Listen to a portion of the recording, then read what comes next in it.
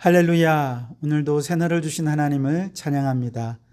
사도 바울은 골로새서 3장에서 너희는 땅의 것을 찾지 말고 위의 것을 찾으라 그렇게 말씀하셨죠. 우리가 늘 땅의 것이 아니라 하늘의 보화를 쌓는 삶으로, 찰나적인 것이 아니라 영원한 것을 구하는 삶으로, 또 눈에 보이는 것이 아니라 영혼을 구하는 삶으로, 겉에 보이는 것이 아니라 더 본질적인 것을, 진리를 구하는 삶을 살아간다면 하나님께서 반드시 그의 삶에 복의 복을 더해 주실 것입니다. 오늘도 그렇게 위의 것을 찾으며 복된 하루를 보내실 수 있기를 바랍니다. 오늘 우리에게 주시는 하나님의 말씀은 베드로 후서 1장 12절에서 21절까지 말씀입니다. 봉독해 드리겠습니다. 그러므로 너희가 이것을 알고 이미 있는 진리에 서 있으나 내가 항상 너희에게 생각나게 하려 하노라. 내가 이 장막에 있을 동안에 너희를 일깨워 생각나게 함이 옳은 줄로 여기노니 이는 우리 주 예수 그리스도께서 내게 지시하신 것 같이 나도 나의 장막을 벗어날 것이 임박한 줄을 알미라. 내가 힘써 너희로 하여금 내가 떠난 후에라도 어느 때나 이런 것을 생각나게 하려 하노라. 우리 주 예수 그리스도의 능력과 강림하심을 너희에게 알게 한 것이 교묘히 만든 이야기를 따른 것이 아니요 우리는 그의 크신 위엄을 친히 본 자라. 지극히 큰 영광 중에서 이러한 소리가 그에게 나기를 이는 내 사랑하는 아들이요 내 기뻐하는 자라 하실 때에 그가 하나님 아버지께 존귀와 영광을 받으셨느니라. 이 소리는 우리가 그와 함께 거룩한 산에 있을 때에 하늘로부터 난 것을 들은 것이라. 또 우리에게는 더 확실한 예언이 있으니 어두운 데를 비추는 등불과 같으니 날이 새어 샛별이 너희 마음에 떠오르기까지 너희가 이것을 주의하는 것이 옳으니라. 먼저 할 것은 성경의 모든 예언은 사사로이 풀 것이 아니니 예언은 언제든지 사람의 뜻으로 낸 것이 아니요 오직 성령의 감동하심을 받은 사람들이 하나님께 받아 말한 것임이라. 아멘. 오늘도 이 말씀을 통해 우리에게 주신 하나님의 음성을 듣게 되길 바랍니다. 로마 황제 네로 시대에 일어난 로마 시인의 방화 사건의 주범으로 황제가 의심을 받게 되자 그렇게 민심이 동요하는 것을 이제 그 초점을 옮기기 위해 네로는 그 책임을 기독교인들에게 뒤집어 씌우게 되죠. 그때부터 기독교인들은 무차별적으로 박해와 핍박을 당하고 순교하는 일까지 일어나게 되었습니다. 생명의 위협이 커지자 베드로는 주변의 권유로 변장을 하고 로마를 빠져나가게 되는 일이 있었습니다. 그런데 베드로가 로마의 성문을 벗어났을 즈음에 베드로는 놀랍게도 부활하신 예수님을 그곳에서 만나게 됩니다. 그런데 예수님께서는 아무 말씀도 없이 로마로 그 박해가 있는 속으로 들어가시는 것입니다. 베드로가 깜짝 놀라 예수님께 묻습니다. 주님, 어디로 가십니까? 쿼바디스 도미네. 그러자 주님께서 말씀하십니다. 십자가에 못 박히려고 로마로 가는 길이야. 베드로가 고난의 십자가를 버리고 로마를 빠져나오자 이제 예수님이 다시 십자가에 못 박히기 위해 로마로 들어가신다는 것입니다. 이 이야기를 듣자마자 베드로는 한 대 맞은 듯이 정신이 멍해집니다.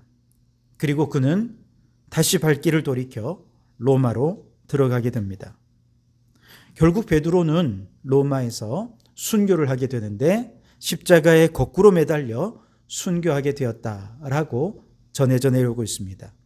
2세기 말려 쓰여진 외경 가운데 베드로 행전이라는 책에 나오는 내용입니다.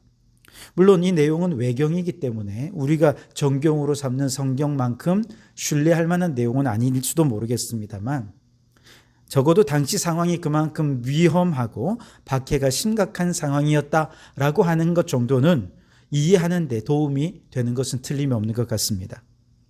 베드로 후서는 아마도 베드로가 로마를 빠져나가다가 예수님을 만난 이후에 다시 돌아와서 그렇게 박해 중에 사역하다가 이제 자신의 순교가 얼마 남지 않았다, 죽음이 얼마 남지 않았다라고 하는 것을 직감하면서 지금 이 베드로 후서를 쓰고 있습니다. 13절을 보시면 내가 이 장막에 있을 동안에 그렇게 표현하고 있죠.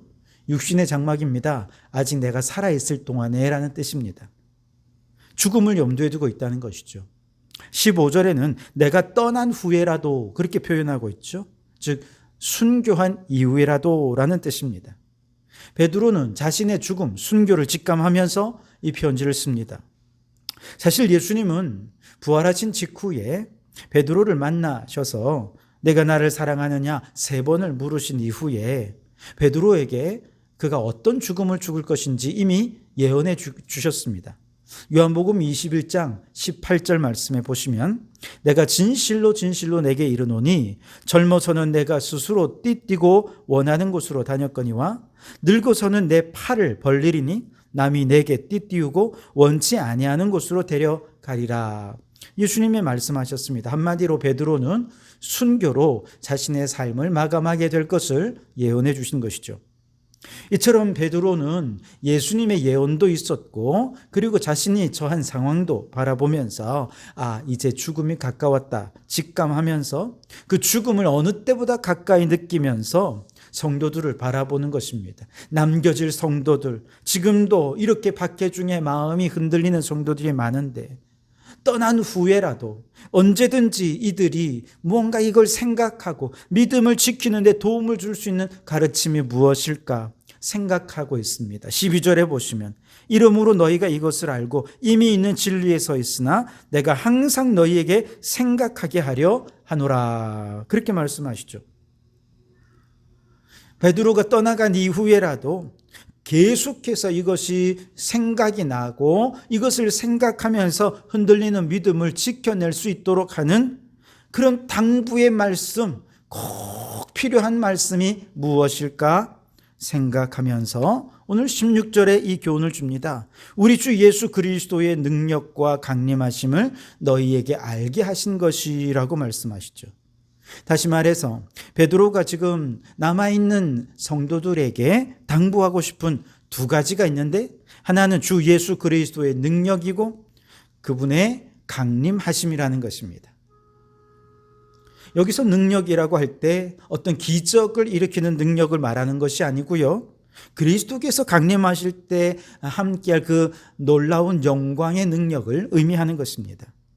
사실 주님께서는 베드로에게 이 놀라운 영광과 능력을 이미 보여주셨죠. 어디서 보여주셨습니까? 변화산 위에서 보여주셨습니다.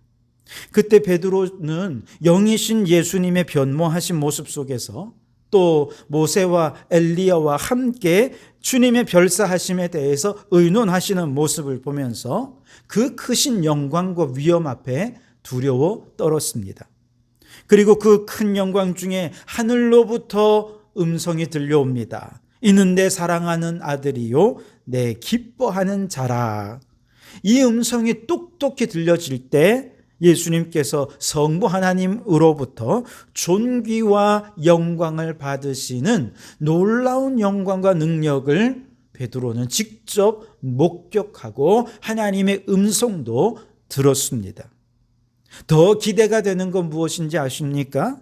이때 변모하신 예수님의 존귀와 영광과 능력의 모습 그대로 마지막 날에 주님 반드시 재림하여 오실 것이라 하는 사실입니다. 베드로는 이때 목격했던 예수님의 그 놀라운 영광과 능력을 결코 잊지 못했습니다. 그리고 평생을 부활의 증인으로 다시 오실 주님의 능력을 증거하는 종으로 그렇게 살아갈 수 있었던 아주 중요한 출발점이 바로 이 특별한 경험 속에 있었던 것이죠. 하지만 이때 베드로가 경험했던 것은 사실 베드로 자신과 야고보와 요한 3사람만 경험한 사건이 아닙니까? 다른 사람들에게 내가 변화산에서 예수님께서 영광과 능력으로 변모되는 건 내가 봤어. 내가 하나님의 음성을 들었는데 저 예수님이 하나님의 아들이시래. 아무리 얘기를 해줘도 예수님의 능력으로 변모된 것과 하나님의 음성을 들은 것을 사람들이 의심하고 믿지 않으면 그냥 그것으로 끝나는 것 아니겠습니까? 안 믿어지는데 어떻게 그걸 증명할 수도 없고 말이죠. 심지어 어쩌면 그들이 의심하고 사람들이 믿지 못하는 것이 더 당연할지도 모르겠습니다. 왜냐하면 2가지 이유 때문에 그런데요. 우선 사람의 경험은 그 자체가 오류투성이이기 때문에 그렇습니다. 만일 누군가 베드로에게 그것이 실제로 경험한 것이냐, 그 경험한 것이 맞기는 맞는 거냐, 혹은 꿈을 꾸거나 환상을 본 것은 아니냐 그러면서 꼬치꼬치 캐 묻는다면 아무리 본인이 직접 경험에 대한 확신이 있다 하더라도 주관적인 경험을 증명할 수는 없죠. 게다가 자신도 자신이 보고 듣고 경험한 것이 확실한 것인지 자꾸 캐물으면요, 헷갈립니다. 의심이 듭니다. 그만큼 인간의 경험이라고 하는 것은 오류투성이고 한계가 많은 것이죠. 그렇기 때문에 경험에 의지하는 신앙은 한계가 많은 신앙일 수밖에 없습니다. 둘째로 무엇보다 선지자들을 통해서 하나님의 음성이 들려지고 선포되지 못한 지가 벌써 400년이 넘게 흘렀기 때문입니다.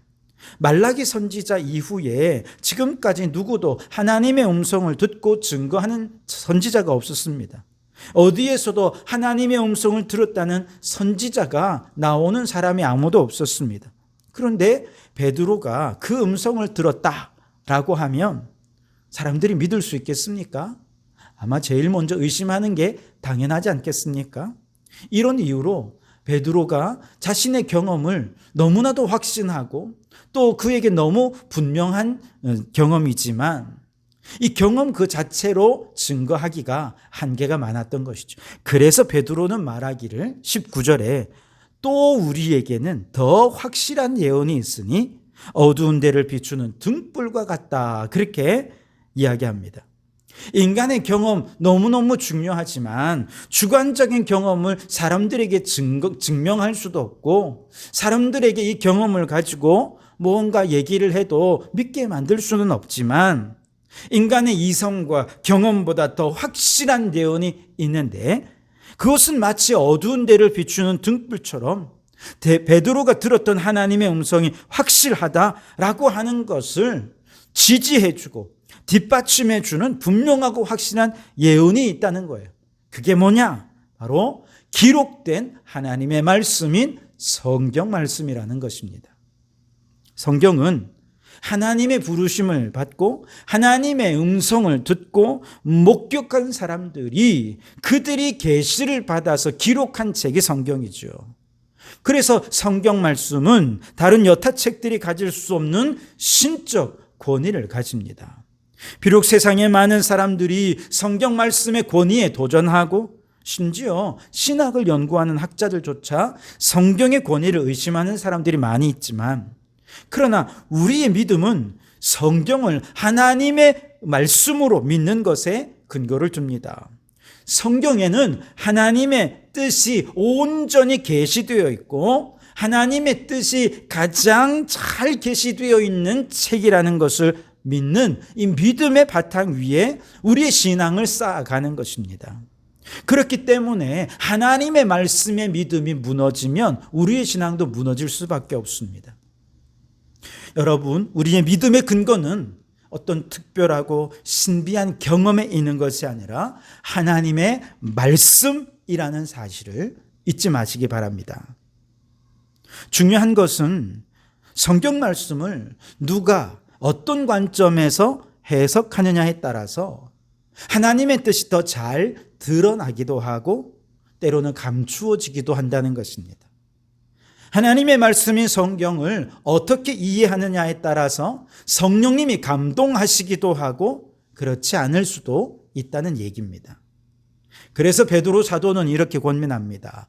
20절과 21절에 먼저 알 것은 성경의 모든 예언은 사사로이 풀 것이 아니니 예언은 언제든지 사람의 뜻으로 낸 것이 아니요 오직 성령의 감동하심을 받은 사람들이 하나님께 받아 말한 것임이라, 그렇게 말씀하십니다. 성경 말씀이 신적 권위를 가지는 이유는 사람의 뜻으로 난 것이 아니라 하나님의 뜻대로 쓰여진 책이고 성령의 감동을 받은 사람들이 하나님께 받아서 쓴 책이기 때문에 신적 권위를 가질 수밖에 없다는 것이죠. 그런데 이 성경을 우리가 지나치게 인간 중심적으로 읽고 해석해 온 경향들이 있어요. 그래서 예수님은 인류 구원을 위해 오신 거 거라고만 했습니다. 우리의 사명은 영혼 구원에 있다라고 생각하고 영혼 구원을 위해 전도하느라 열심히 노력을 했죠. 그게 틀렸다는 얘기는 아닌데 성경에 보니 예수님께서 십자가로 인간을 구원하시고 그 인간을 교회 공동체로 불러주신 이유는 바로 인간의 영혼만 구원하는 것이 아니라 탄식하는 피조물들을 구원하여서 하늘에 있는 것이나 땅에 있는 것이 다 그리스도 안에 통일되게 하고 그래서 그 안에서 모든 것이 생육하고 번성하고 충만케 되도록 하는 하나님 나라의 사명을 이루기 위해 하나님께서 우리를 먼저 불러주셨다는, 그리고 교회로 우리를 불러주셨다는 사실을 성경은 우리에게 증명하고 있습니다. 그렇기 때문에 우리가 구원받았다면 우리의 사명은 영혼 구원에만 있는 것이 아니라, 인류 구원에만 있는 것이 아니라 피조물들의 구원을 위해서도 힘쓰고 창조 질서 보존을 위해서도 힘쓰는 것이 오늘 우리가 해야 할 특별한 사명이라는 것입니다. 그동안에 피조물에 대한 관심은 감추어져 있었습니다. 왜? 인간 중심적인 관점으로만 성경을 보았기 때문이죠. 그동안 인간 중심적인 시각에서는 다른 피조물들에 비해서 인간이 우월하고 다른 피조물들은 인간의 필요를 위해 얼마든지 정복하고 착취해도 되는 어떤 소유물로 착각해왔어요. 그런데 알고 보니 인간은 다른 피조물들이 없으면 존재 자체가 불가능한 연약한 존재이죠. 그래서 창조의 가장 마지막에 인간을 창조하신 것 아니겠습니까? 이처럼 인간 중심적인 시각으로 성경을 읽을 때 하나님의 뜻은 일부가 감추어질 수밖에 없었어요. 그래서 이제는 창조주 하나님의 창조적 시각으로, 우주적 시각으로 성경을 다시 읽어야 됩니다. 성경이 훨씬 더 크고 원대한 하나님의 꿈과 비전을 계시해 주는 것을 우리는 말씀을 통해 깨닫게 될 것입니다. 여러분, 우리에게는 인간의 이성과 경험보다 더 확실한 내용이 있습니다. 바로 하나님의 말씀이지요.